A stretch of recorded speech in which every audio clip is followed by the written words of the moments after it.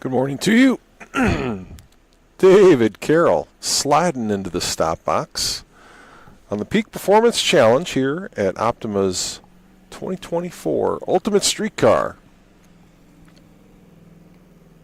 Depending on how you count it, this will be the fourth or fifth segment that makes up the typical weekend here at Ultimate Street Car.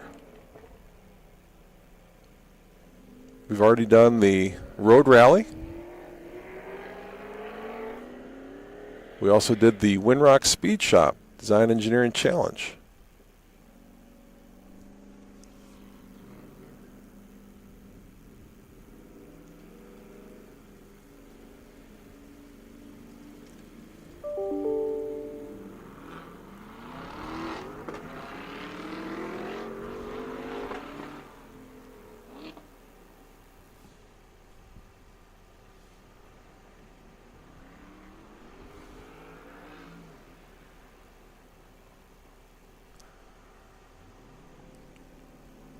First run group of cars on track right now.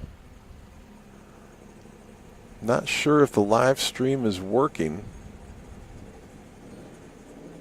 so I may not talk too much while I try to get this sorted out. But you're certainly welcome to watch and enjoy until I can get everything dialed in here just perfectly.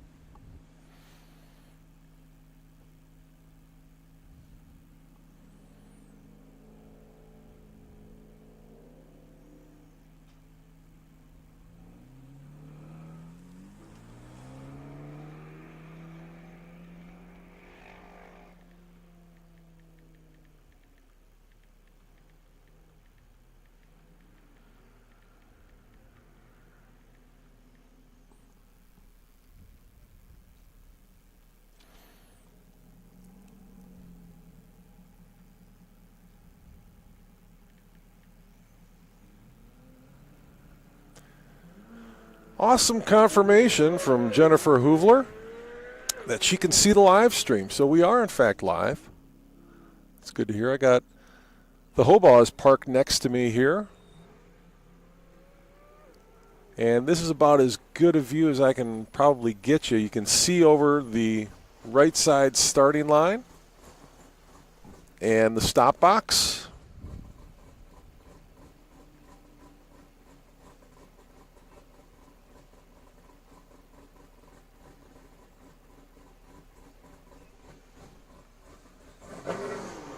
I'll try to give you an update on timing and scoring. As I often say in the Winrock Speed Shop Design Engineering Challenge, the usual suspects. Bob Sobey, fast time so far this morning overall out of the After Dark Speed GTS class in his 2013 Nissan GTR, 28.883. Second fastest, Brandon Hurst, 2021 Tesla Model S, 28.975, so about tenth of a second behind Sobey.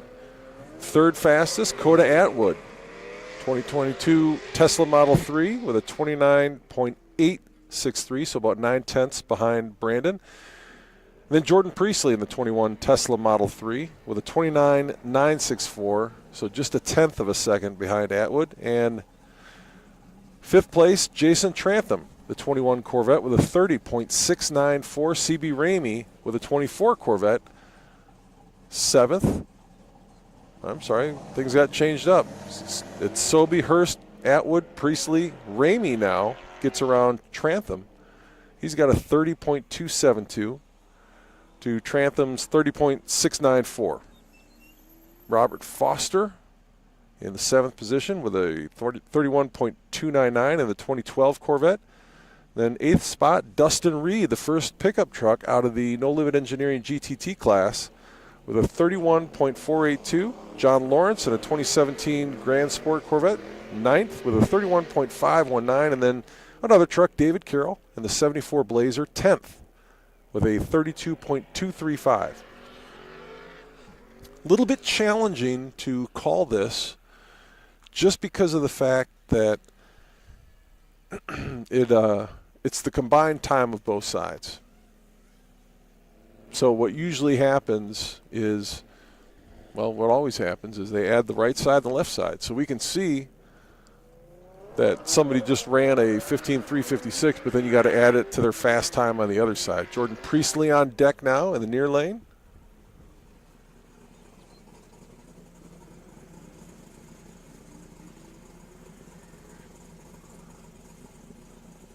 We see Bob Sobey come in, put a 14.696 on the right-hand side. You can do the math. That's a little over 29. And so he's got a 28.848 on the board. So the simple math says he's looking for 14.4s or faster.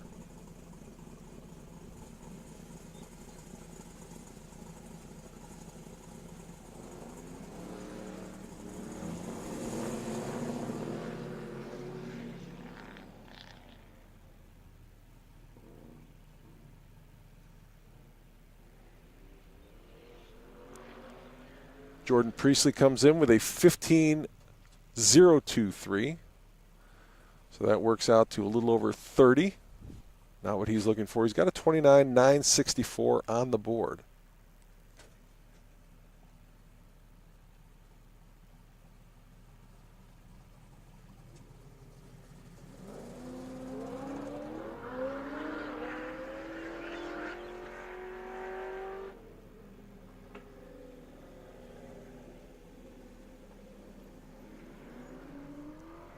Right-hand side, Josh Wojciechowski comes in with a 16.490.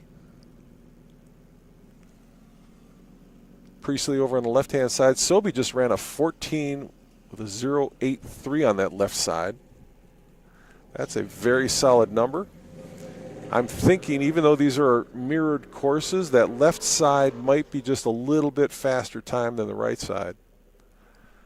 I think we saw Priestley come in at about a 15 on the right side, and he gets a 14.776 on the left side. David Carroll smokes him coming in, but a 16.546 for Carroll on the right-hand side. Sobey's still in the lead. It's Sobey, Hurst, Atwood, so GTR, Tesla, another Tesla, Priestley, and then CB Ramey, 5th with the Tesla, although Priestley moves up now around Atwood with that last run. I suspected that 14.776 on the left-hand side was going to help him. Wojciechowski smokes it, and Gloniak smokes it. Red flag for Gloniak on the near side. So that run will not count.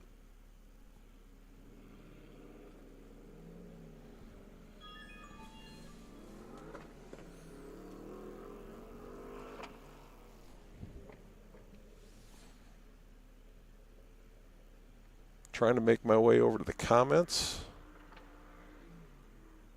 Having some technical difficulties this morning.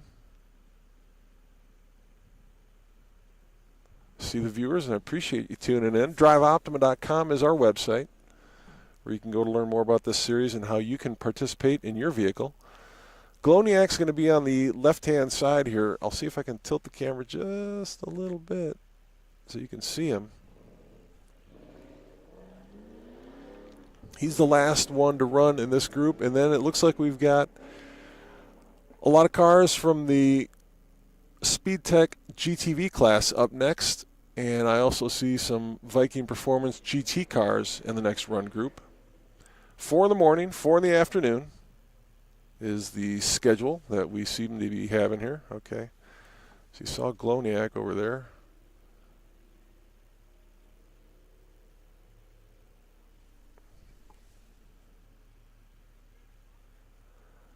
We also did the first session of the Falcon Tire Road Course Time Trial this morning.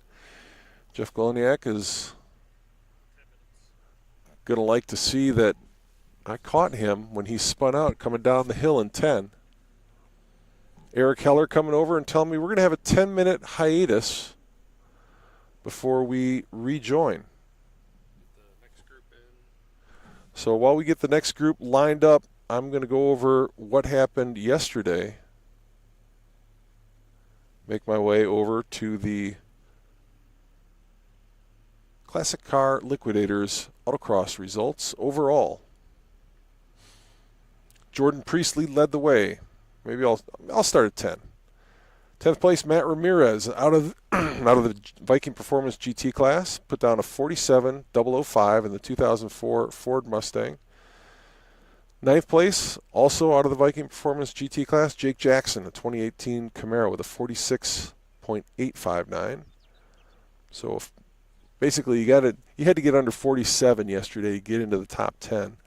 Coda Atwood was 8th overall in the 22 Tesla Model 3 with a 46.757. 7th overall, Ryan Breezy out of the Speed Tech GTV class in a 69 Camaro with a 46.665. Then 6th place overall out of the After Dark Speed GTS class, Brandon Hurst, 21 Tesla Model S, 46.204. The 9 Lives Racing Lucky 7 Outlaw class driver Danny Weller was 5th fastest overall in his 2019 Camaro with a 45.741. 4th place, Lane Farka out of the Lingenfelter GTL class in his 2015 Porsche GT3 with a 45.647. Back to the After Dark Speed GTS class for the top 3, CB Ramey in 3rd with a 24 Corvette, ran a 45.428. Bob Sobey was 2nd in his 13 Nissan GTR with a 45.420. And Jordan Priestley led the way, as I mentioned earlier, in his 21 Tesla Model 3 with a 45.063. So that's your top 10 yesterday overall in the Classic Car Liquidators Autocross. As we look at top times, I'll do the top 3 by class. Starting with the Viking Performance GT class, it was Jake Jackson's 2018 Camaro, followed by Matt Ramirez's 2004 Mustang, and Brian Riley's 2018 Camaro. Over to the After Dark Speed GTS class, it was the top 3 overall. Jordan Priestley's 21 Tesla Model 3, followed by Bob Sobey's 13 Nissan GTR, and I made a mistake. CB Ramey was top 3. He got himself around Brandon Hurst in his 24 Corvette with a 45.428. I probably didn't refresh that screen, so there may be some That's the exact time I said it would be during the interview. inaccuracy. Yeah, and Eric Heller called it. He was right on the number with his prediction. Over to the Lingenfelter GTL class. Top 3, Lane Farka led the way in his 2015 Porsche GT3 with a 45.647. Josh Cummings was 2nd in his 2016 Porsche GT4 with a 47.908. And Terry Breezy 3rd in his 2008 Corvette with a 48.080. Over to the compact class, Sean Fogley. Matt Davis was signed up to run here in his Miata. Don't know what happened to Matt Davis. Sorry we missed him. But Sean Fogley is, by default, as the only entry in the Go Moto GTC class this weekend, going to receive his invitation to the OPTIMA Ultimate Streetcar Invitational.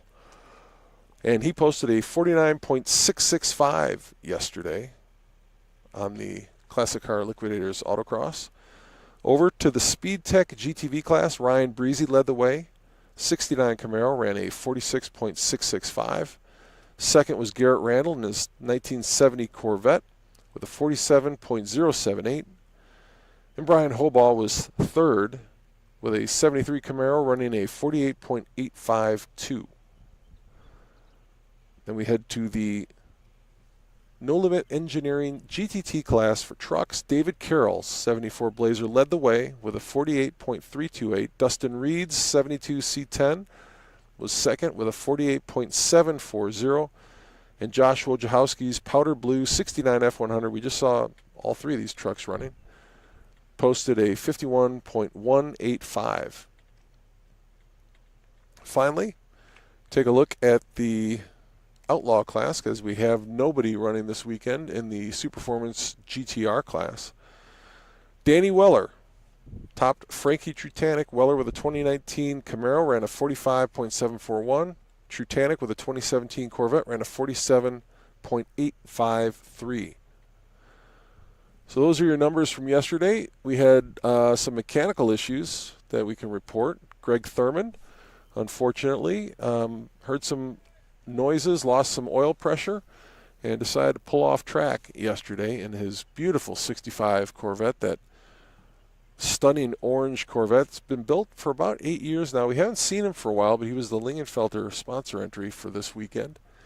And he and his wife Jane had already headed back to Simi Valley this morning, let the dog do his business, and loaded up the RV, and off they went.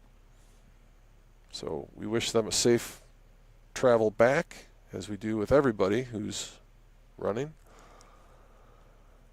And then we had Michael Antonsen, I believe, lost a line of some kind, and he had a mechanical issue, but I saw him back on track this morning.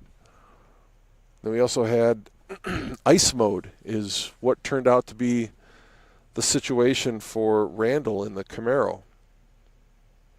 He was on the autocross yesterday, relatively dry autocross, wasn't even going that fast, but the car went into ice mode, and he tagged the tire barrier with it. Jimmy Dade looked at the car, said it was still safe to be driven if he wanted to keep competing. I have not seen him back on track this weekend.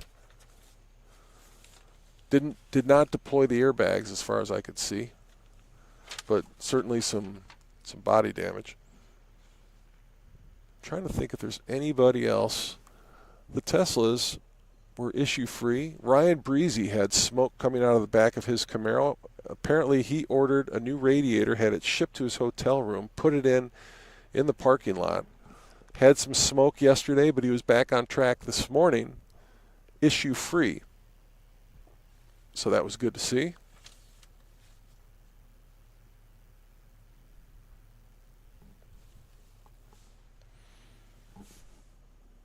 Can't think of anybody else who suffered too much in the way of mechanical issues. Several spins yesterday when they did go on the Falcon Tire road course for their practice session. It was wet. We had some rainbow shots, which were fantastic, but it was wet. I saw several cars in 15 come around that turn and spin out. So we got Lane Farka on deck. He's going to be the first one in this next run group. He's going to get a solo run on the right-hand side. I'm going to tilt the camera just a little bit to the side and hope it doesn't slide off the roof of the car. It's a high-tech system we have here for mounting the camera on top of my rental car.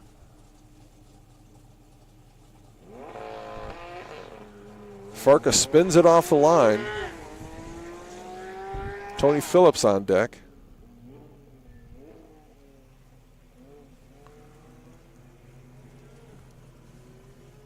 As we see those leaders sub 30 seconds, 15.769 on the first pass for Farka. So sometimes what happens when it's their first go-round, these guys will warm the tires up and kind of make it a throwaway run on the right-hand side in hopes of heating the tires up to get better grip on the left-hand side.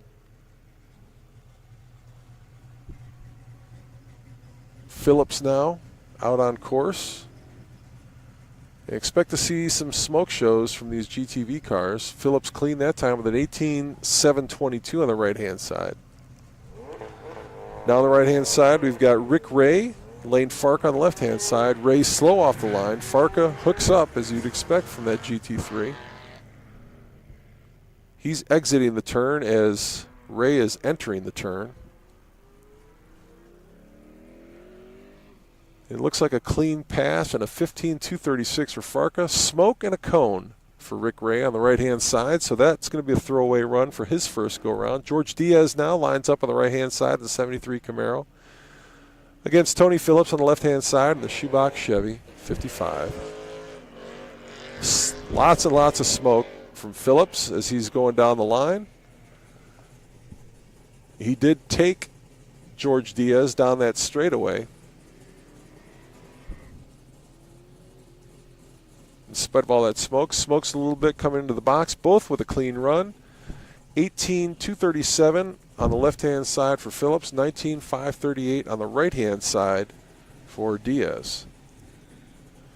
Now on track, we've got Terry Breezy on the right-hand side against Rick Ray on the left.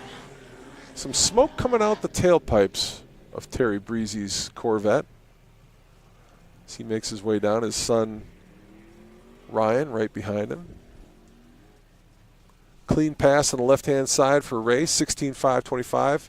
Clean but slow pass on the right-hand side for Breezy with an 18.851. Next up, his son, Ryan Breezy, dominant GTV competitor. 69 Camaro against George Diaz in the 73 on the left-hand side.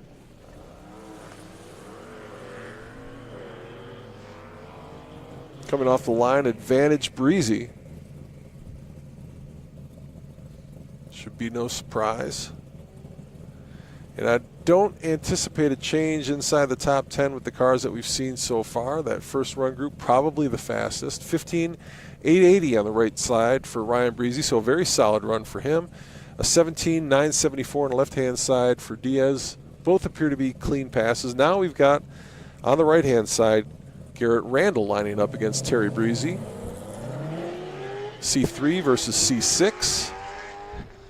Randall with the advantage down the straightaway, but locks it up. Lots of smoke going into that right-hand turn for Randall. Gets a little loose coming out. And into the stop box clean, though, with a 16.447 on the right-hand side and a 16.631 for Breezy on the left-hand side. Up next, Brian Hobaugh, 73 Camaro versus Ryan Breezy, 69 Camaro. Now, these guys are not racing head-to-head. It's timed, although it has the appearance of a drag race. You do get a general sense of who's got the speed because they both leave at about the same time. And Brian Hobaugh wide spins it, hangs it loose. It's going to be a slow run for him, a 16.447 on the left side, but a nice 15.475. I'm sorry, on the right side. Left side, Breezy with a 15.475. So Nathan Purd up next on the right-hand side against Randall. Purd in the 70 Chevelle. Big block automatic car. Lots of tire smoke. And gets reeled in by Randall down that front straight. They make it into the turn. Purd takes it wide. Smoke show cones on the left-hand side for Randall. Throwaway run. Smoke show on the right side for Purd, but it's clean, although not fast, at an 18.266. Up next, on the right-hand side, Darren Voges, 69 Camaro versus Brian Hobaugh's 73 on the left-hand side. Hobaugh with the advantage off the line. Quick acceleration and a lot of tire smoke. Lock up on the right side for Voges. Again, Hobaugh spinning it, sliding, drifting. A big smoke show. Pops that cone as far as he can. It's going to be a spectacular run. I hope Caleb Kelly caught that. Somebody's over there photographing it. Voges with a little smoke show of his own. 17.585 clean run for Voges. Now it's Purd on the left side versus the younger Kyle Phillips on the right side in the 56 Chevrolet. Stutter off the line for Phillips. Purd makes it down relatively quickly. So expect a better run for Purd. A little bit loose coming out of that transition for Phillips. And a clean 17.303 on the left side for Purd. A 19 flat for Phillips on the right side. So not the stuff winning times are made of, but you get used to the course, get accustomed to how the vehicle's handling this morning, and get another run in. I believe they're going to get 4 on each side here in the morning session, 4 in the afternoon. Next run group, I don't want to misquote, I think it's Keith Black. Oh, spins it wide. Darren Voges on the left side with a 17.011 and a 19.103 on the right side. Ricky Lamy up next on the right-hand side in the Datsun. That was Keith Smith. I said Keith Black in the 71 Camaro. So off the line, Ricky Lamy gets the shoebox, the LS-powered, I think it's supercharged Datsun.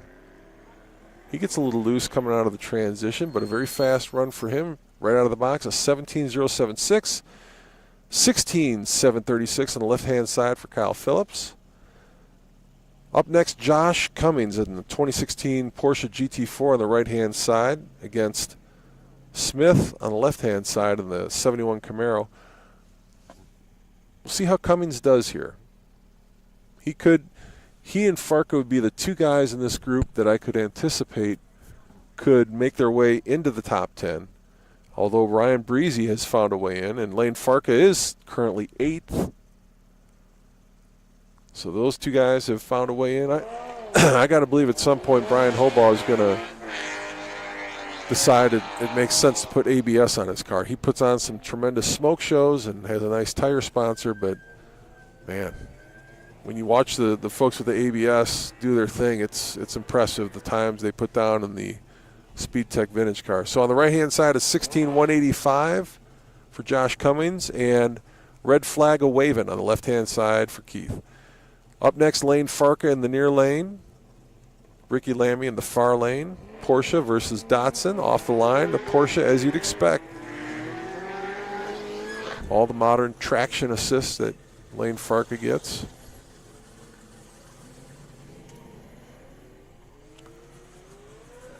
He comes in at an angle, but a 155 for Lane Farka. Nice run for him. 31.005 was his best run coming into that round that I saw. Combined time, left and right side. So it'll be interesting to see if that helps him. Now we got Cummings on the left side, Tony Phillips on the right.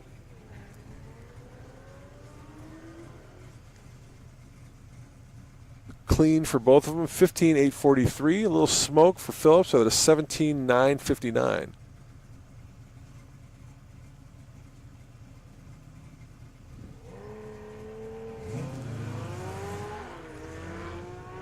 So Lane Farka with a 30.391 now. He's on the left side. He gets it loose coming out of that turn.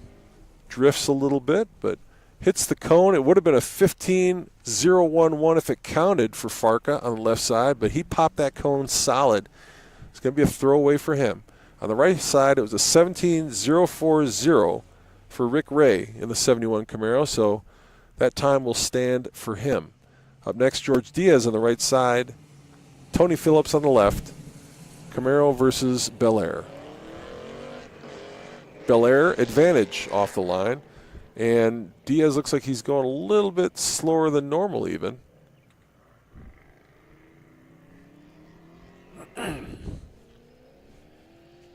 No smoke this time from Phillips, a 16.939. Diaz with a very slow 19.748, but a clean run on the right-hand side. Up next, Terry Breezy on the right-hand side versus Rick Ray on the left in the 71 Camaro. Do a quick refresh on these top 10s.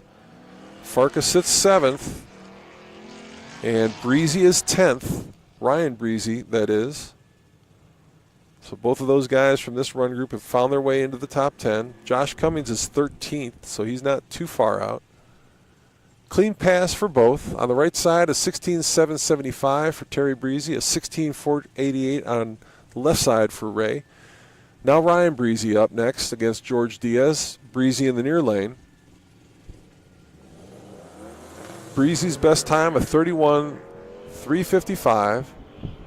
So you have to think something that starts with a 15 is what he's searching for.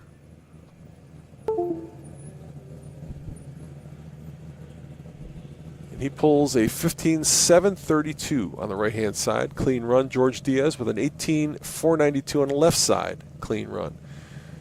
Now we got Garrett Randall against Terry Breezy. Randall on the near side, Breezy on the far side. So it looks like Ryan Breezy did make an improvement. He's up to 9th.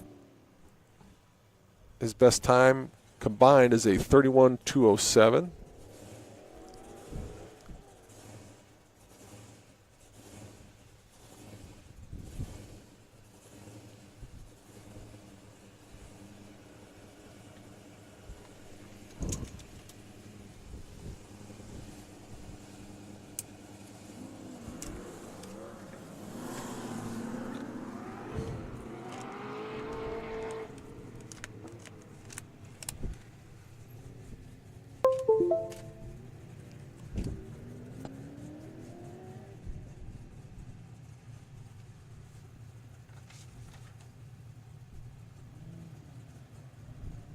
All right.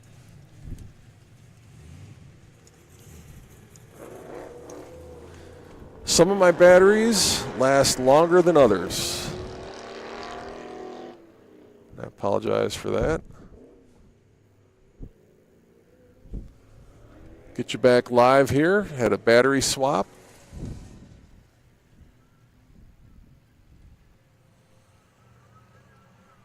Nathan Purd on the right side with a 17.522. Left side of 15.453. If that run counts, that's a spectacular run for Garrett Randall.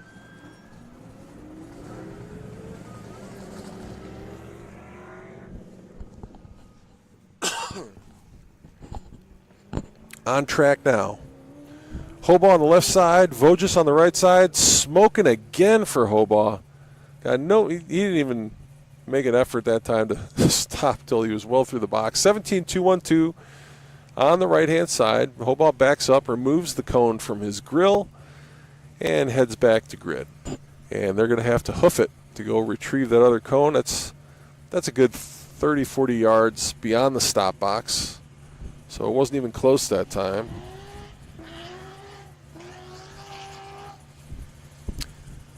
Single run this time on the left side for Terry Breezy. Clean pass and a nice 15.437 for Breezy. See where he's at in the overall standings here. 18th, 33.406. Stumble off the line that time in the near lane for Kyle Phillips. Nathan Purd in that automatic big block gets it going. Gets down track. Purd with a 17.376, and that slow start gives Phillips an 18.987. Now on the right-hand side, Keith Smith in the 71 Corvette. Voges on the left side in the 69 Camaro.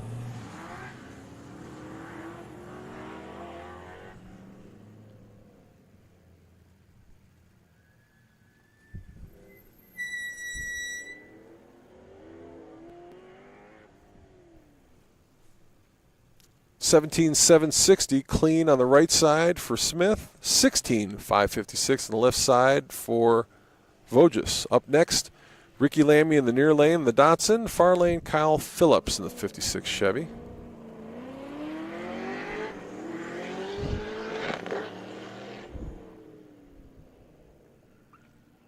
Both make it clean off the line. Very similar through the turn. A little bit of smoke at the end for Ricky Lamb with a 16.105 and a 16.504 on the left side for Kyle Phillips. Josh Cummings now in the near lane. Rick Ray in the far lane. Porsche versus second-gen Camaro. Expect Josh to get maybe more of a jump off the line than he did. Ray holds steady with him down the straight.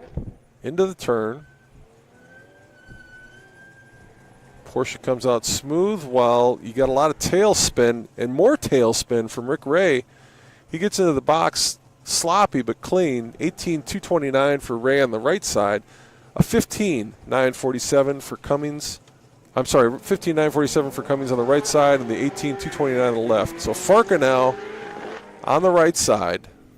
Ricky Lamy on the left. Farka inside the top 10.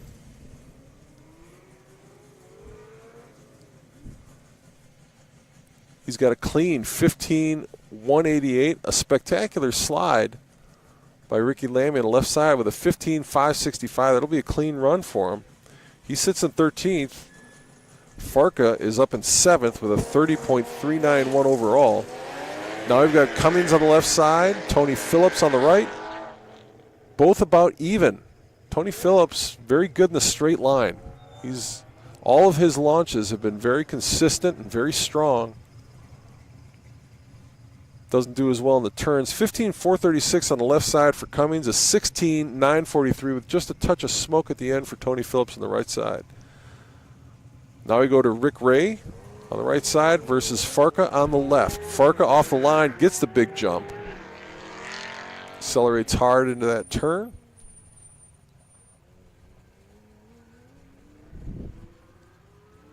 Ray gets loose coming out of the turn. Farka already stopped with a 14.930. Nice run by Lane Farka. 17.325 for Rick Ray on the right-hand side. Up next, George Diaz in the near lane. Tony Phillips in the far lane. I have to believe Farka's going to move up. He does. He gets around CB Ramey. He's got a 30.085 now. Breezy still sits 9th out of this run group, Ryan Breezy. Phillips through the turn a little faster than Diaz, but he's wagging the tail a little bit. A 16.884. Little smoke at the end, but clean. And an 18.198 on the near side for Diaz. Up next, far lane, Rick Ray, near lane, Terry Breezy. Terry Breezy is hanging out in the 15th spot with a 32.212 on the board. Smoke. I think I said that was Ray. Coming into the braking zone on the turn. Breezy with a 15.471. So that'll help. Left side, 16.077 for Rick Ray. Son Ryan Breezy on track now. Gets Diaz off the line in the far lane. Into the braking zone. I believe Ryan Breezy is one of those guys who does have ABS. I don't know if he's got traction control or not.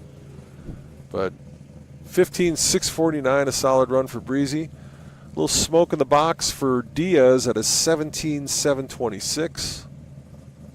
So Terry Breezy, nice run, moves inside the top 10 and gets around his son for points and position. See if Terry Breezy can improve on the left side here. Garrett Randall on the right side. Smokes a little through the turn.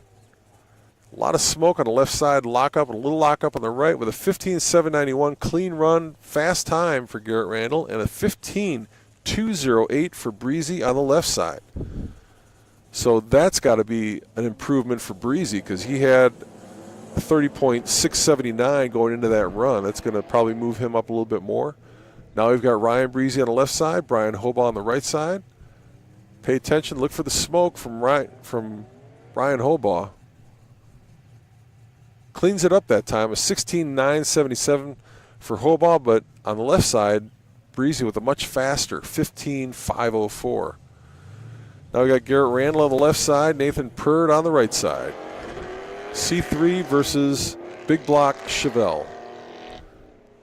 Advantage down the straightaway, C3 Corvette. Advantage through the turn, also C3 Corvette.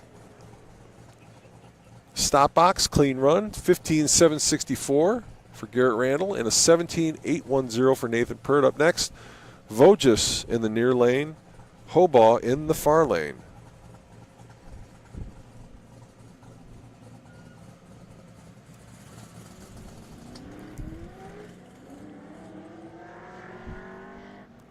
Hobaugh with the advantage down the front straightaway. And he just likes to let the tail hang out. It's a little cleaner in the transition this time for him. Voges locks up the right side as he goes into the box with a 16.559. And a little bit slower run for Hobaugh, 16.621 on the left-hand side. Now we've got Kyle Phillips in the near lane, Nathan Purd in the far lane. Pretty even off the line. These cars accelerate at a very similar rate. A little smoke from both of them, a little more from Phillips as he makes the right-hand turn, and Purd with the left. Into the box, 16.940 clean run for Kyle Phillips. On the left-hand side, it's 16.756 for Purd. Clean run for him as well. Now we've got first-gen Voges on the left side versus second-gen Smith on the right side. Even off the line into the braking zone. No smoke from either car. Looks like a clean transition. Not much tail wagging coming out of that turn. A little smoke at the end, but a 16.525 and a clean run for Smith. On the left side, a 16.358 for Voges. Now we've got Kyle Phillips on the left side, Ricky Lamy on the right side. Quick scan of the top 10 here shows Lane Farka in this run group in 6th, Terry Breezy in 9th, Ryan Breezy in 10th, Josh Cummings knocking on the door in 12th. Clean run on the right side for Ricky Lamy, a 15.820, and a 16.346 on the left for Phillips. So now we got Keith Smith on the left side versus Josh Cummings in the Porsche on the right side.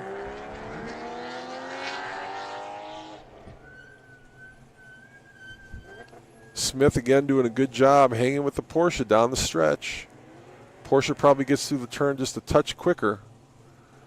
And a 16.287 for Josh Cummings to a 16.545 for Keith Smith. Now we have Farka in the Porsche on the near lane. Lamy in the Datsun in the far lane. Lamy not far outside the top 10. He's 31.385 is his fast time. That's 0.02 of a second slower than Josh Cummings, so he could easily get around Josh Cummings for points in class and overall with a solid run here. Smokes it coming into the box. Clean run for Lamy, 15.405. Nice run for him. And a 14.926 in the near lane for Farka. So I have to believe that helps Farka. And it does. Moves him into 4th place overall. They've got the test driver on the unofficial, so I've messed up the top 10 a little bit here, but I'll get that corrected. Tony Phillips on the right side. And Josh Cummings with a 15.619 on the left side, clean run. Phillips 17.245 on the right side.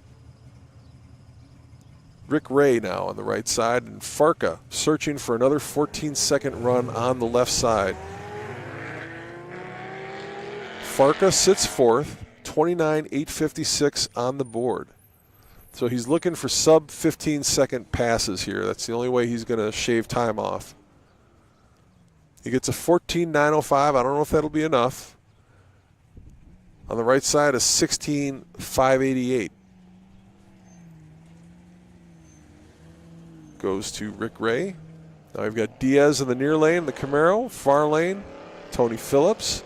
Phillips, solid off the line, gets Diaz, takes him into the turn.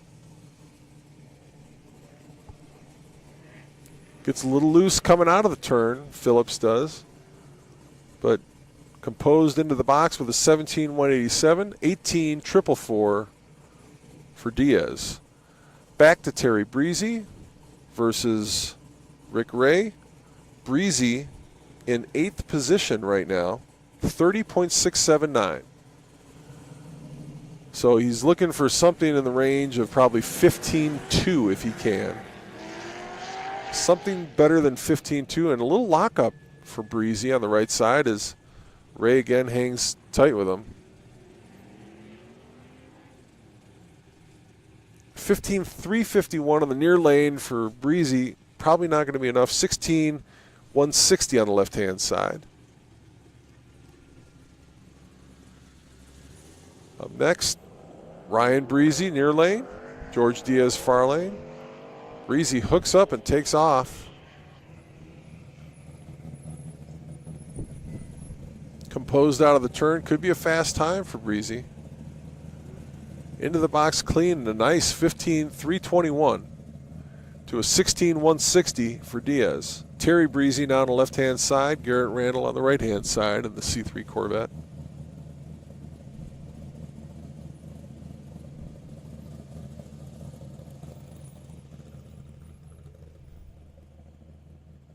Breezy still sits at 8th. Terry.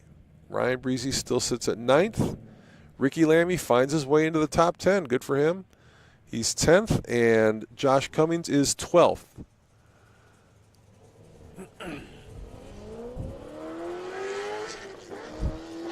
Even down the track for Randall and Terry Breezy. Not much smoke from either one through the turn. Clean pass. A 15.772 for Breezy on the left side. A 16.045 for Randall on the right side. I don't think Breezy's going to get help from that run. But now's the opportunity. Ryan Breezy sits behind his dad by about 1/10 of a second. He's in the far lane. Brian Hobaugh in the near lane. Hobaugh a little slower off the line, but no tire spin, no smoke. Hobaugh's car sits noticeably lower than Breezy's.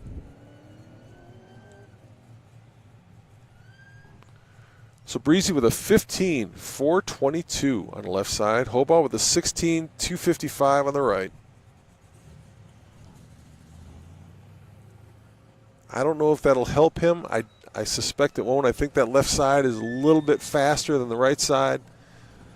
So he'll probably stay right where he's at. Now we've got Nathan Purd in the Chevelle in the near lane. Garrett Randall in the Corvette in the far lane. Off the line, pretty even. Corvette pulls ahead at the end into the turn.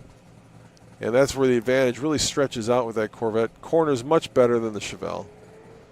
Not the fault of the driver necessarily, just the car is set up to handle a little bit better. 15.504 for Randall, 17.249 for Purd. Back over to a pair of Camaros on the line. Voges in the near lane. Hobaugh in the far lane.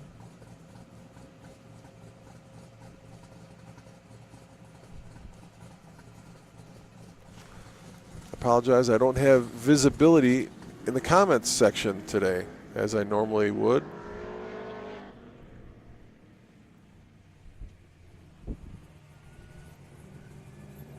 And I'm fearful that if I pull it up, I'll get the double mic like we had the other night, and I don't want to do that. Smoke from the right side for Darren Voges, but a 16.191, a 16.150 on the left side for Hobaugh.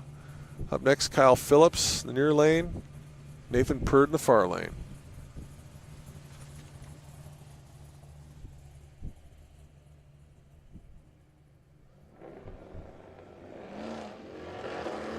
Tyler Hawker is telling me comments aren't available on the live feed on YouTube, and I'm not sure why that is, and I apologize. We'll try to get the comments rolling this afternoon when we go over to the Falcon Tire Road Course time trial. Smoke coming into the box, 16.559 for Kyle Phillips, clean run.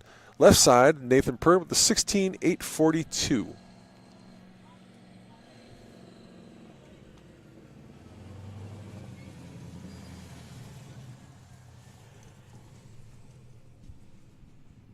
Voges on the left side.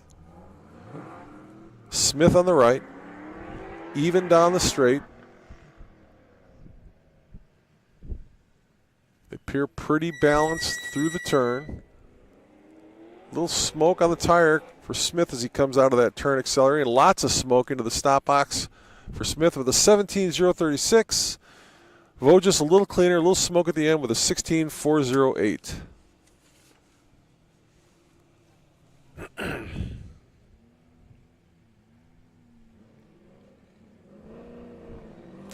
Now we got Ricky Lamy on the near side, Kyle Phillips on the far side.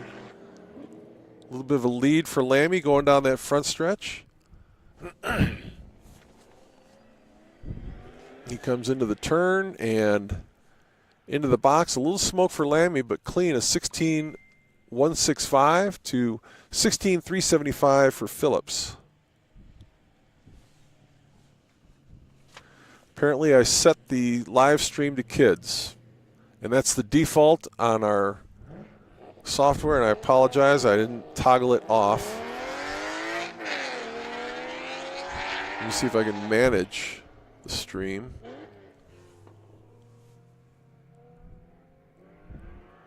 Settings, let me do it.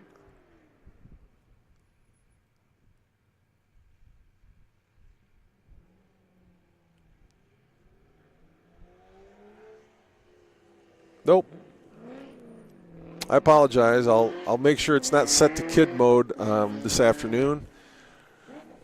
And I'm glad somebody pointed that out. These are the final runs here in this run group. Ricky Lammy on the left side comes in with a 15-450 clean run. Now Josh Cummings with his final run. Cummings sits outside the top 10 in 13th position. He's got a 31.383 on the board. So you know he'd like a time in the 15s, if at all possible.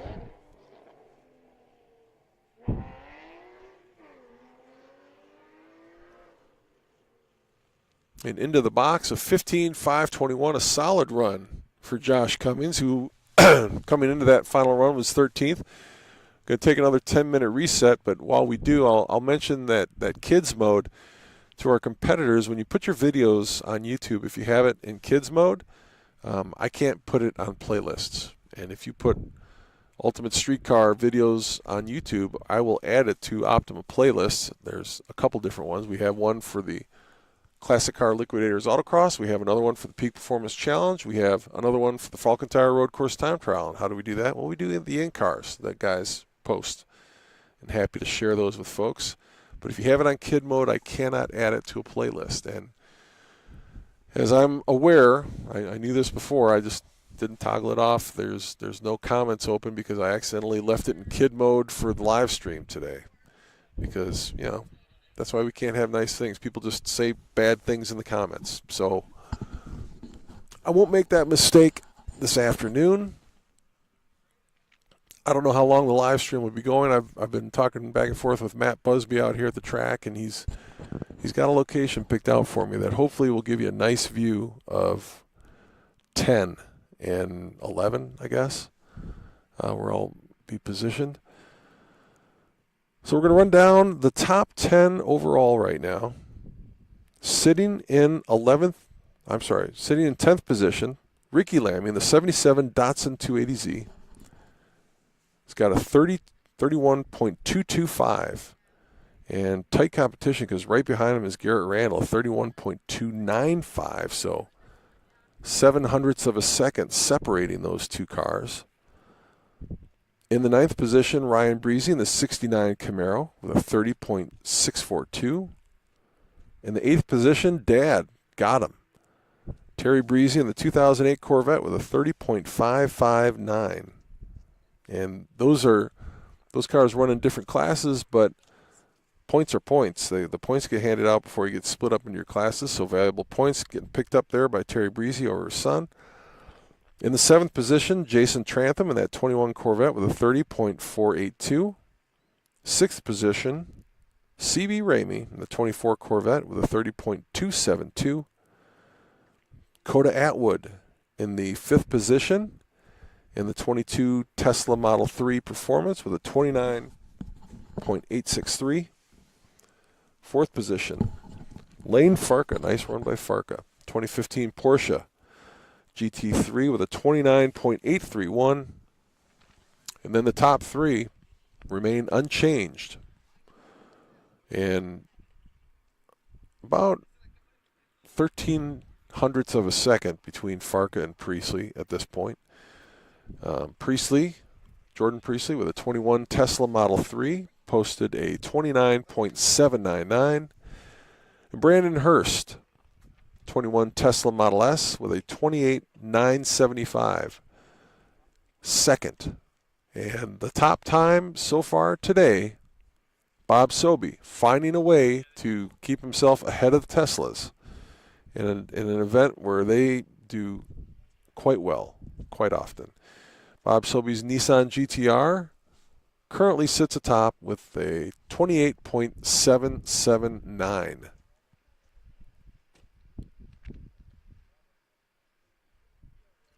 So Jimmy Day conferring with Eric Heller here. Jimmy Day on the Quiet Cat electric bike. Many thanks to Tommy for giving us those bikes to use. Used it a lot at King of the Hammers. If you hop around on the YouTube channel, there's a little bit of a break. You can watch Out There with Optima Jim. I give you a little tour of Hammertown, and I'm on one of the Quiet Cats for part of that video. And I did do deadlifts in the desert, and I did get stuck on a Ferris wheel. But it was all fun. I enjoyed being out at King of the Hammers again. It's an amazing place, and always fun to do those out there with Optima Gym videos. If you want to check those out during the break here. Getting this next run group lined up, and I see, let's see. Well, it's tough to say. I don't think everybody has run. I see Cedric Hunt's Lexus there.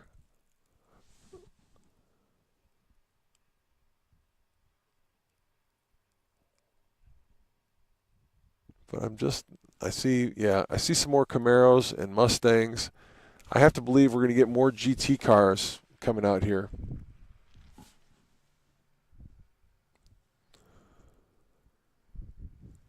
So the weather today, the wind is picking up just a little bit. Not too bad yet.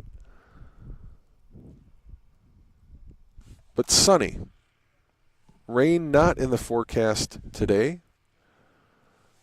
Rain did wash a fair amount of rubber off the track yesterday. So I wouldn't be surprised if the times after the Trans Am cars run at the lunch hour will be faster in the afternoon for our competitors. They'll run at 4 o'clock local time, Pacific. I'll try to do my best to get this live stream fired back up at 4 p.m. Pacific so we can see those cars on track. It's a beautiful facility that Matt Busby has out here.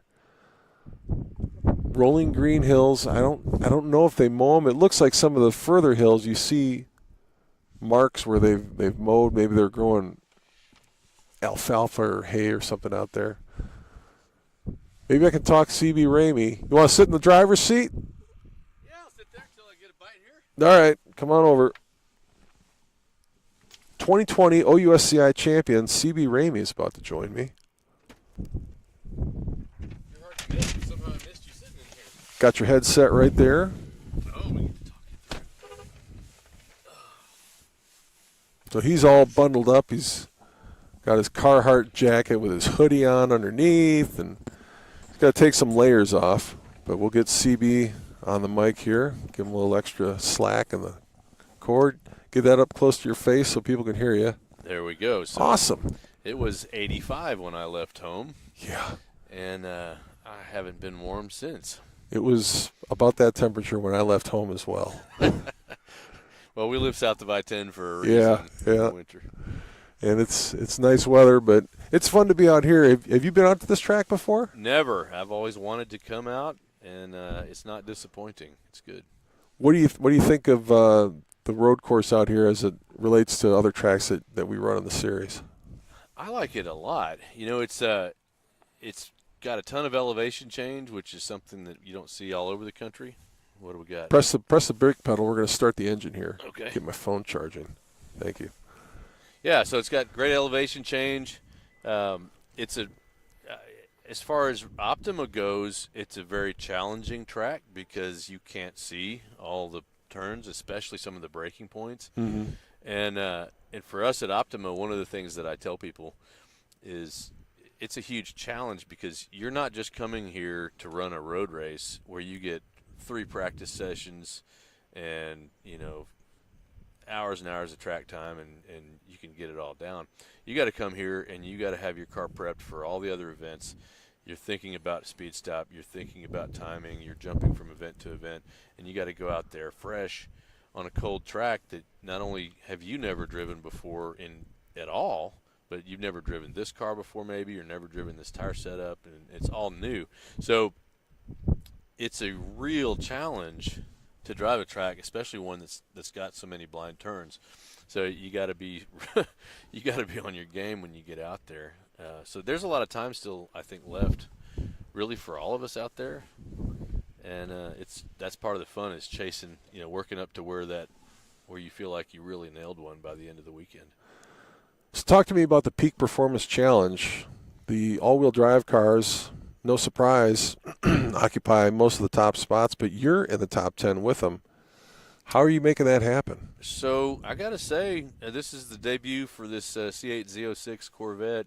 After Dark Speed sent me out here and helped me out, and eVenturi Intake helped me out, and it's we got light speed wheels and all of those things. Just bolt-ons, right? Bolt-ons, yeah. But it's really the maiden voyage for the tires. Never driven Nankangs before. Never driven the car before. Whole new deal. But it's a different thing, right? Modern cars all have their challenges, right? There's all these buttons to figure out. I like to run without any nannies. I turn everything off, and you got ABS though, right? It does have ABS, and I use the heck out of it. For sure. But yeah, so I turn all the traction control and all the performance settings off. I set it, what I did here is I figured it's still very poor grip conditions, especially on the Nankangs. They just can't get warm enough. So I put the shocks on the touring setting, like the softest setting, and just launched it manually and tried not to spin, and it hooked up. I struggled all day on the right side course. A couple times it shifted up to third on me for some reason in the middle of the turn, and maybe I hit the shifter. I don't know. I'm just not used to the car. So all my right side runs I had issues. And then my left side run was the greatest run I've ever made. I hooked the car up. I shifted right. I didn't let it, because it revs so fast in first, it's real hard to shift fast enough. Shifted to third really hard, nailed the braking zone turnaround, and then came in and OSS got a picture of the stop box. I literally stopped within a half inch of the cone.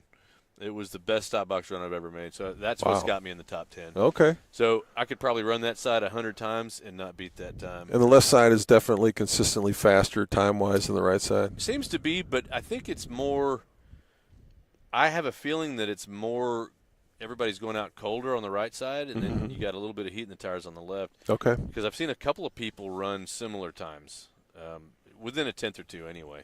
So I'm hoping to put in a hero run this afternoon on the right side. But it's it's fun. It's a good distance. It's challenging enough turnaround, and then the stop box is always – actually, it's honestly something that I should try to practice somewhere at home, because – it's not one of your normal racing skills to come to a complete stop, and it's sometimes hard to judge. So, but it's a blast. I'm having a good time. It's fun to learn the car, and it's really shocking how well that thing's doing. Think about who it's running with, considering that it's basically a stock Corvette. Yeah, and is the exhaust stock? Exhaust is still stock. It sounds a lot louder than Jason Trantham's. The Z06s are supposedly pretty loud. Yeah, okay. So. I heard somebody blew sound in the stock one at one of the tracks. Wow. So it's pretty loud, but yeah, it's totally stock exhaust. I'm hoping to put. Apparently they pick up pretty good power with the bolt-on exhaust, so I'm hoping that's one of my other mods. Some seats and exhaust, take some weight out of it, and then obviously still working on the Porsche, hoping to get it out here, and that'll be the race car. In time for Laguna Seca or not? Oh, that's a no. I hope so, but let's be realistic, right? If everything goes together perfectly, and I take it out and it's fast right off the bat and it works and there's no bugs, then yes, I might make Laguna. But what are the odds of that? Yeah. All right. So Road America, though. Okay. Road America. Road America. Yeah. That's plenty of time. That's late June. Yeah, exactly. Late June. That gives me time. It'll be in paint. It'll be back out, tested, flares done. And it should be ready to rock. I'm so excited about it. It's a cool-looking car. I saw the sneak preview photos of it. It should be pretty nice. They're running another group here, aren't they? Yeah, they should be. Yeah, I see Corny's Mustangs behind us, and the Sean Fogley and the S2000. Yeah, it should be a good group, all the GT cars and everybody, so it should be fun to watch. There's only one Go Moto Compact class car here this weekend, so Fogley gets the invite to Vegas. Okay. So I'm surprised at that. I am too. Matt Davis has been consistent, and he was out here, and he was signed up, and he didn't make it. And I don't want to put it all on Matt Davis, but there's been some other compacts out here that have run, and I don't know why they chose not to. But Fogley, who we normally see in a pickup truck, is out here in the S2000, and if that's the goal, one and done, that's a good way to do it. That doesn't happen very often anymore. In the early days of that class and some of the other classes. In fact, that's why we had to go to the Lucky 7 for the Outlaw class to make sure it was equitable, because you didn't want a guy to show up like Fogley, who just runs, and just because by virtue of showing up he gets in, and these other people are going to 3 or 4 events and busting their tail trying to get enough points, and it's like, well, he just picked the right class. So that's why you have to run 2 events in the 9 Lives Racing Lucky 7 Outlaw class, and your best points in those 2 events will, if it puts you in the top 7 on the season, will bring you to Vegas. I like it. I like it. I'm really surprised. I it's a long way here for me, but it's always been a bucket list, track, and I didn't even know how good a facility this was. The track looked cool from watching track video, and that's really the only way I could try to learn. I don't have a sim or access to that or anything, but this autocross pad, I mean, autocross, it's gigantic. It's fantastic. Yeah. This is a great facility to do. How's the surface of it? Towards the end of the autocross, it was starting to feel pretty good. But it's just so cold. Yeah. Obviously in the morning it was soaking wet. But so it's consistent, right? It's very consistent. Yeah. Yeah, consistently slippery. Yeah. But yeah, and by the end of the autocross, we ran so many runs close together, which was cool the way they ran the event. This tire started getting some heat in them, and it was pretty good by the end of the day. But yeah, it's a great, huge, flat, nice, good shape, good condition asphalt. Great place to autocross and speed stop here. Big performance challenge. Yeah, I wonder what the story is with this track and how it came to be. It's their 30th anniversary, I think, and so it's been here a while, but a relatively new facility, and it's just in the heart of, I don't know, what would you're a farmer. What would you call this area, this land? Lots of almond trees, lots of hay. Rolling hills and lots of wind and rain is what I can see. And snow-capped mountains in the distance. And yes. It's very, very scenic, very pretty. It really is.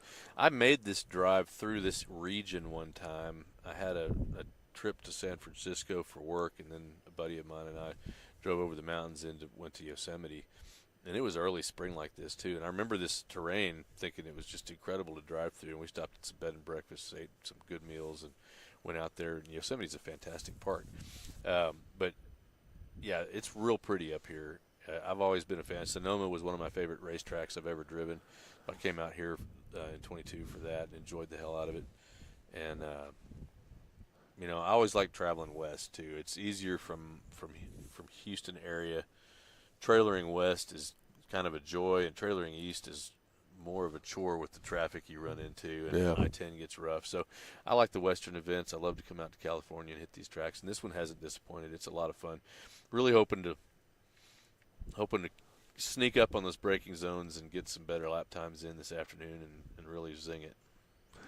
So thank you, John Faulkner, for letting me know that it was set to kids, and the live stream, when you put it on kids, nobody can comment. So that was a mistake I made, and because that's the default on the software that we're using. And Jennifer Hoover wants to know when the speed stop's going to start up again. Yeah, it should be any second. Yeah, it shouldn't be long.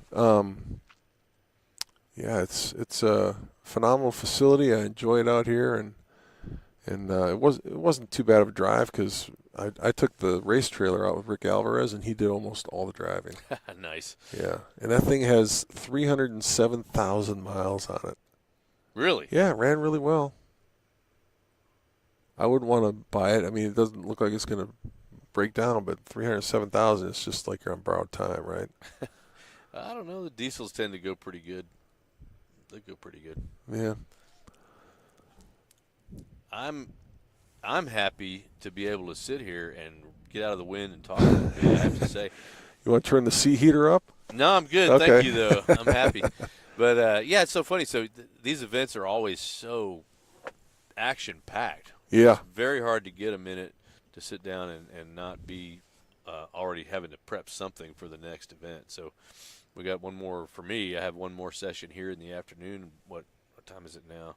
It is 10:51. I didn't have access to race monitor because it's a work phone, and buying the subscription's problematic and all that. Who were the fast cars this morning on the Falcon Tire Road Course time trial that you saw? So that I saw, Danny Weller was the fastest in Outlaw, and he's always fast, and I think that arrow got put to good use. around those big turns where I was definitely not going 10/10 like I should have. And then I think one of the Camaros got in front of me also. GTS. I mean, Jake the GT Jackson? cars. Jake. Okay. Yeah, so Jake was second fastest. I was third. And then I know Matt Ramirez was real fast. He was close in there. Some other folks were right in there. And I know Lane in the next session, Farkas, also got in the 159. So there's several people under 2 minutes already. And for the cold weather and conditions we're in, and again, like you say, Optima's format makes it challenging to put down what a lot of people would consider like a personal best road course time because there's so many other things going on. More rubber, more grip this afternoon, so faster times, you think? I think definitely. I know for me, like I say, I'm creeping up on the brake zones that you can't see, and I lifted pretty heavily. I drug the brakes for some of those fast turns because the tail was a little light, and I think I could go through a lot faster if I just plant the tail and get on it. So I'm hoping to pick up several seconds. We'll see. Yeah. So we've started back up here on the Peak Performance Challenge. Sean Fogley just came in on the right side with an 18-128, and on the left-hand side, Chris Picorni in that 92 Mustang, and a lot of tire smoke. And this might represent the very first time Cedric Hunt has ever done a speed stop or Peak Performance Challenge in his Lexus. We welcome him. He's one of 3 first-timers this weekend.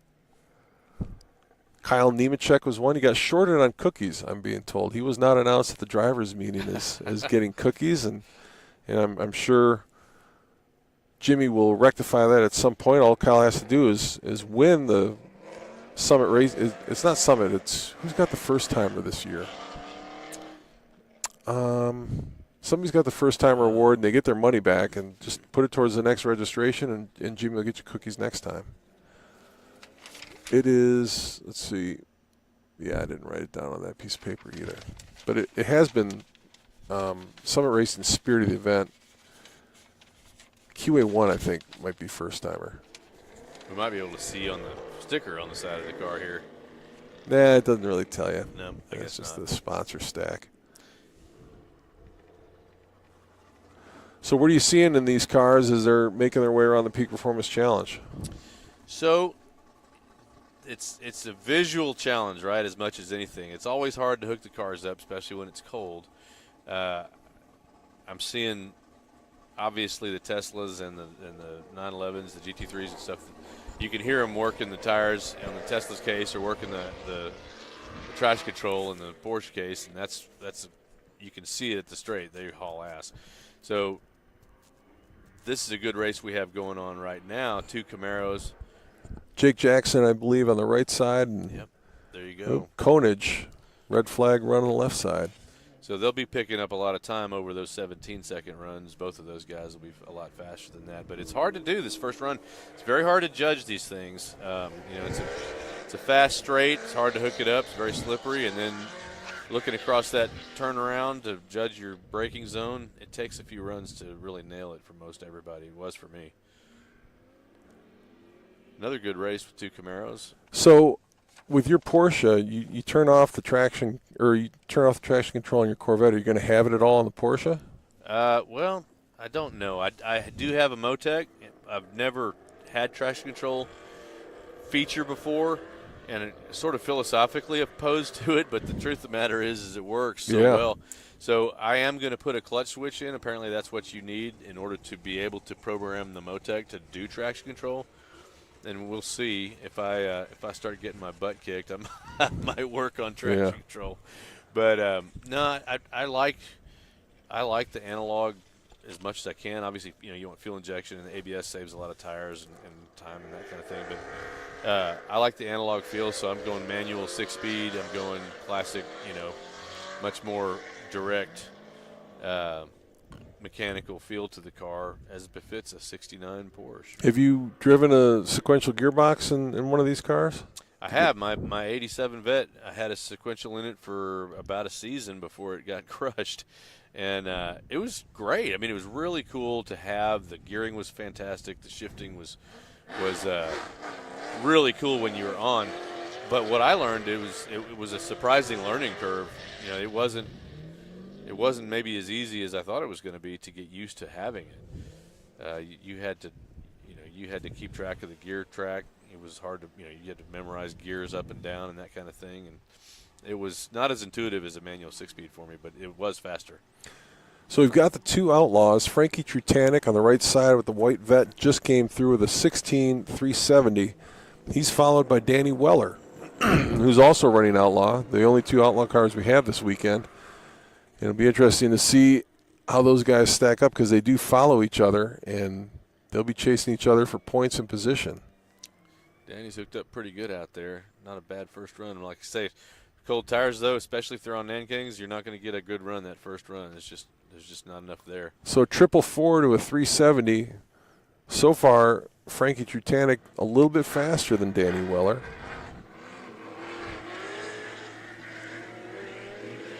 Brian Riley on the right side now. Trutanek on the left. It's nice that they're set up like that so we can kind of keep tabs on the outlaw guys. That is nice. Trutanek does a 15.935, so he's into the 15s. Right-hand side, a little bit slower for Riley, a 17.036. Now Matt Ramirez on the right side out of the Viking Performance GT class. Weller on the left side. Yeah, I let Matt ride along with some of my runs early today. So we got a little bit of a look at the course. And, of course, I butchered both of those runs. Yeah. So we'll see how he does. So not a clean run. Ooh, nice form on the cone punt, though, by Danny Weller. It got air. 15.803 if it would have counted. So Trutanek with the edge right now in the 9 Lives Racing Lucky 7 Outlaw class. 15.771 on the right side for Ramirez. Yeah, that's a really solid first start for Matt, and it's worthy to note he's on Yokohamas, which really helps on those cold runs. All the tires that are available in this series have different characteristics. They like different things. That's interesting. Yeah. They're all 200 treadwear, but they're all very, very different in how they react. So this seems like a smaller run group if Picorni's back out already.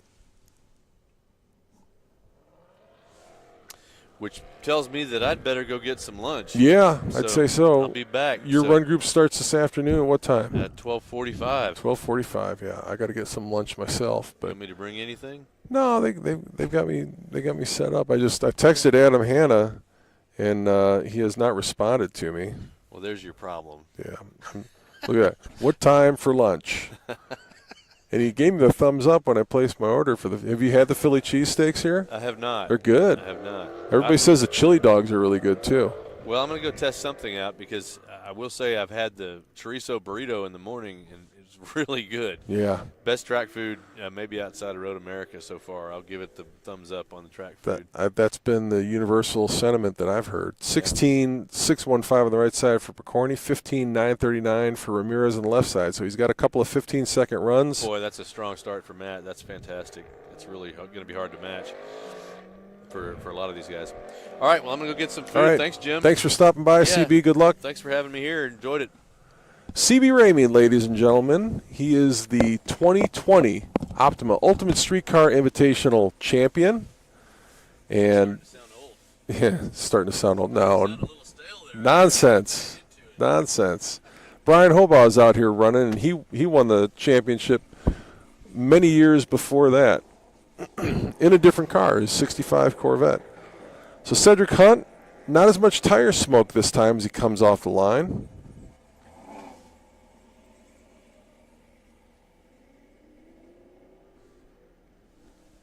Picorni on the left side, clean run, a 16.115. Hunt on the right side, an 18.023. And it's a learning curve. You hear CB Ramey talk about that, and that's the truth of it. This particular segment, the Peak Performance Challenge, somewhat unique to the Optima series, and you're not going to get a lot of opportunities to practice this anywhere else. So you got to make the most of it while you're here. Coming in now, Sean Fogley on the left side in the Honda S2000 with a 16.946. And I think that's Sergio on the right side. Ramirez. Let me see, 637. Yes, it is 17.782 on the right side. So Arley on the right side now, and the Camaro. Hunt on the left side. Hunt gets him down the straightaway in the Lexus. Into the turn, a lot of tire smoke. Formula Drift tire smoke from Cedric Hunt. 16.812, a faster time than Arley's 17.396, but I think there was a lot of time left on the table by Hunt in that run. Up next now on the right-hand side, it's Jake Jackson, the 2018 Camaro, very fast on the road course this morning, and we're starting to see some precipitation, which may, depending on how much falls, end the broadcast because my camera is out in the elements. 16.597 on the right-hand side for Jake Jackson. Up next on the right-hand side, James Pierce. Left-hand side, Michael Arley. A lot of tire smoke, and I have to believe Pierce has just given up this run to try to heat those tires up. A lot of spinning. Not so much smoke, but a lot of spin for Pierce.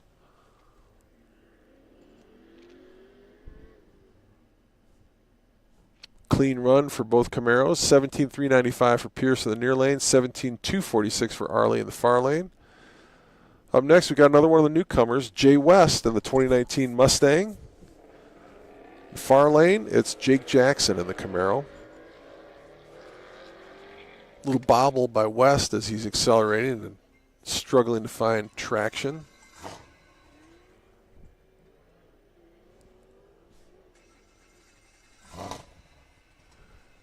Frankie Trutanek trying to get his car started. 17.435 for West and a 16.367 for Jackson in the far lane. Up next, Pierce in the far lane. In the near lane, Hector Curiel. Pair of Camaros, pretty even down the front straight and through the turn. Not much wobble on either, coming out and accelerating. Hector with a 16.827 in the far lane, a 16.843, so nearly identical runs time-wise. But you heard CB Ramey say that left side, whether it's because he heated the tires up or the course is just a little bit different, consistently faster times on the left side.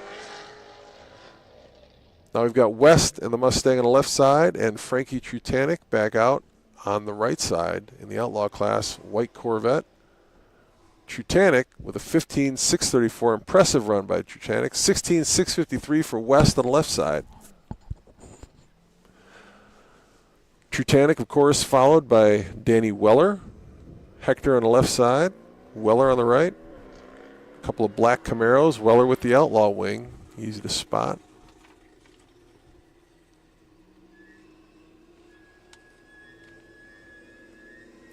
Weller fast and into the box with a 15.727 when Hector's got a 16.725.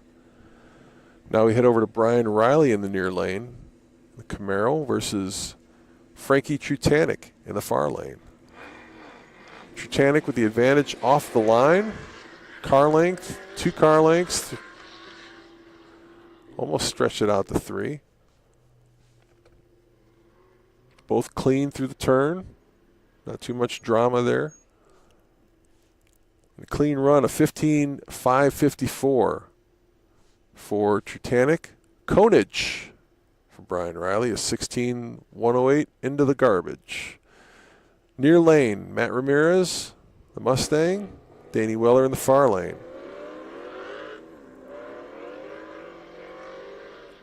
Be interesting to see how much precipitation will impact these guys. It's just a drop here or there. It's not enough yet, I would say, to really impact performance on the track.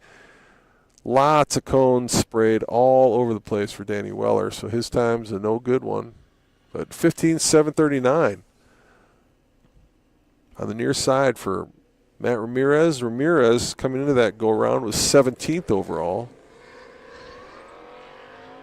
Michael Antonsen on the near side. Brian Riley on the far side. Mustang versus Camaro. Camaro seemed to be a little faster down the straight. Riley with a 15, gets into the 15s with a 988, and Antonsen a 17.640. Up next, Mustangs. Got the Fox body versus the whatever generation Matt Ramirez's Mustang is called. I'm sure somebody's yelling it because I don't know it off the top of my head, but pretty even down the front for both of those guys and into the turn. Ramirez looking for 15 second times. He gets a 16.16 to a 16.61 for Picorni in the near lane. Now we're back to Fogley in the S2000 and Antonsen in the Mustang in the far lane.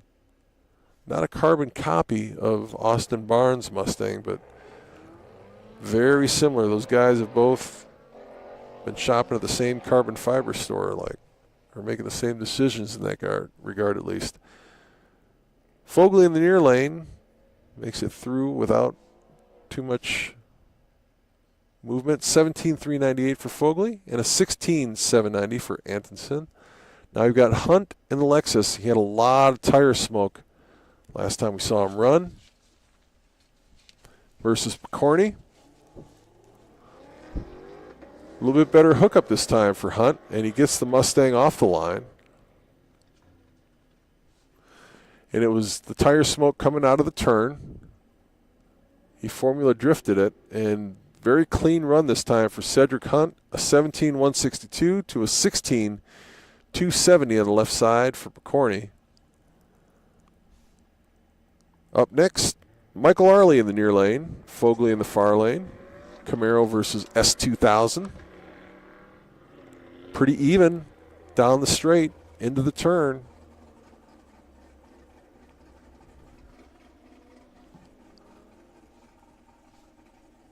Arley with a 17.301 clean and a 17.131 for Fogley in the far lane.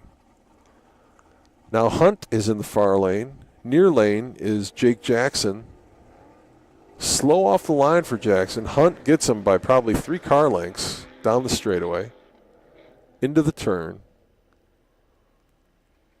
And that was where we saw Hunt with a lot of tire smoke last time and none this time. Maybe he was heating the tires up. It's hard to say. 16.348 for Hunt in the far lane, a 16.288 for Jackson. So even though he started slow off the line, he made up the time in the turn and the acceleration. So now we've got Arley in the far lane.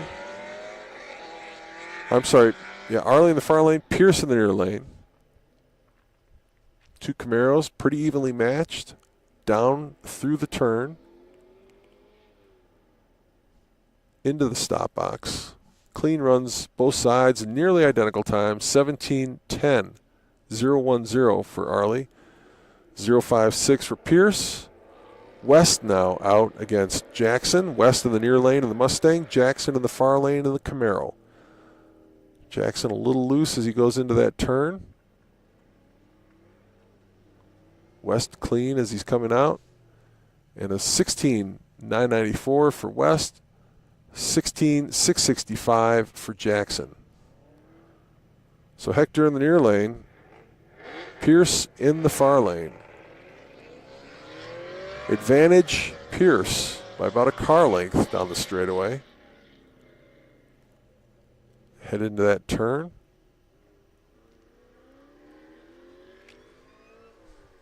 Superchargers wind up and punt of the cone in the far lane. Pierce's run will get thrown out. Hector Curel, the 16.467. Now we're back to West on the left side, and near side is Danny Weller, outlaw car. And a little change up in the order. Doesn't look like Frankie Trutanik's making his run because he had been ahead of Danny Weller, and he had some trouble starting his car at the line. Danny Weller with a 15.993, West with a 16.310. So you don't need to make all your runs if you don't want to, but it sounds to me like it has the appearances that he's either done or Frankie Trutanik is just skipping that run. Now we got Brian Riley on the near side, Hector on the far side, 15.795. Nice run for Riley. 16.207 on the far side. Ramirez up next against Weller.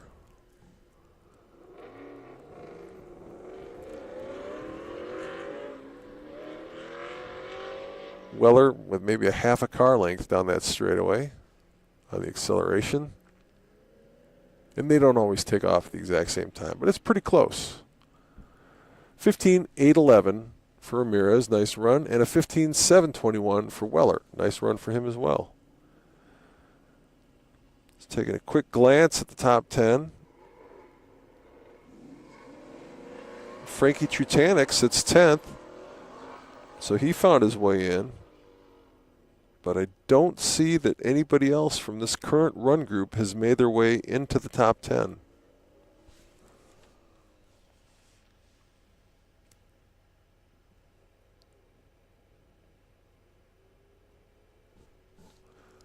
Far side, Riley with a 15.515. He's got to be happy with that. Near side, Antonsen with a 17.165. Now we got Picorni in the near lane, Ramirez in the far lane. Both pretty even down the straight through the turn. Clean stops. Nice 15.433 for Matt Ramirez and a 16.829 for Picorni. So where is Ramirez in the top 10? He's got to be pretty high up. He sits 10th. Actually, just got around Frankie Trutanek. Now we've got Antonsen in the far lane. Fogley in the near lane. 16.807 for Fogley. 16.356 for Antonsen. Hunt in the near lane now in the Lexus. Picorni and the blue Mustang in the far lane.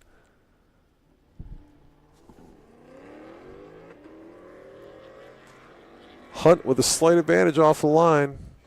Breaks a little early.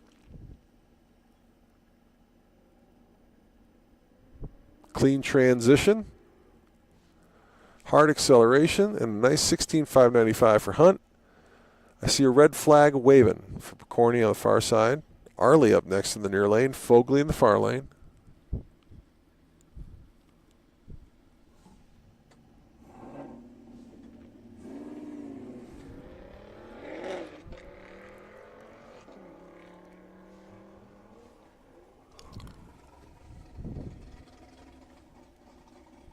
Pretty even between those two. Arley, nearly identical time to what was just run by Hunt. 16.593 in the far lane.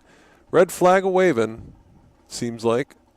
16.677 if it would have counted for Fogley. Hunt gets an advantage off the line over Jackson. We've seen this before. Jackson finds a way to make it up in the turn and the acceleration at the other end. Little bobble coming out of the turn for Jackson. And a 16.339 to a 16.598 for Hunt. Pierce in the near lane now. Arley in the far lane.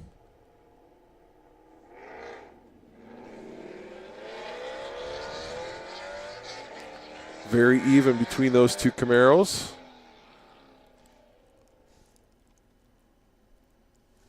Lots of loud noises as they accelerate. And a 16.701 to a 16.550 advantage, Arley. West now lines up in the near lane versus Jackson in the far lane. A little jump off the line by West gives him the advantage down the track. But I would suspect Jackson will reel him in as he has done with everybody else that he's squared off with time-wise. West comes in at a 16.945 while Jackson is 15.741. That has to be getting Jake Jackson moving up in the standings. Take a look here. Ramirez still sits 10th.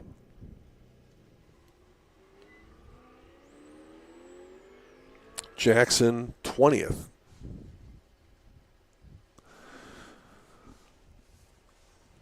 So now we're looking at West on the left-hand side. Danny Weller on the near side.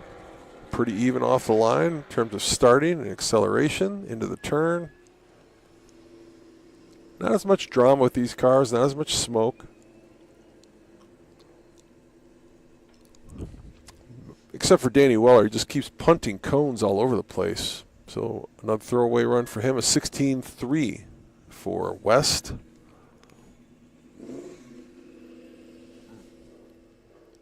Up next, Hector in the far lane, Brian in the near lane. Advantage off the line to Corel, and we're getting more precipitation. Very light droplets, not big old fat rain. Riley takes it wide, puts up a 15.903 to a 15.988 for Hector on the far side. Ramirez now in the near lane, Weller in the far lane.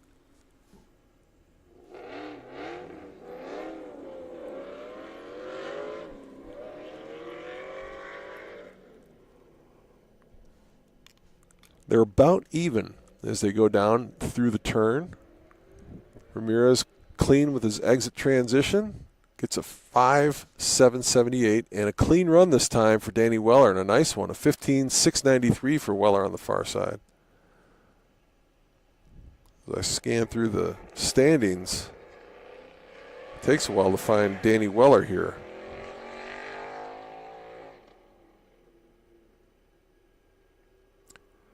Sixteenth position for Weller right now.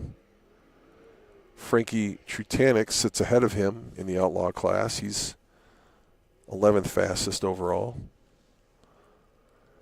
So the final run coming up here for Matt Ramirez. Ramirez currently sits 10th with a 31.172. Get one more run out of Antonsen, and then we'll sign off until this afternoon. 15.399. Nice run by Matt Ramirez. So to recap, top 10, Brian Riley got around Matt Ramirez that last run that he made. Starting 10th. Brian Riley, 31.121 of the 2018 Camaro. 9th place, Ryan Breezy out of the Speed Tech GTV class with a 30.642.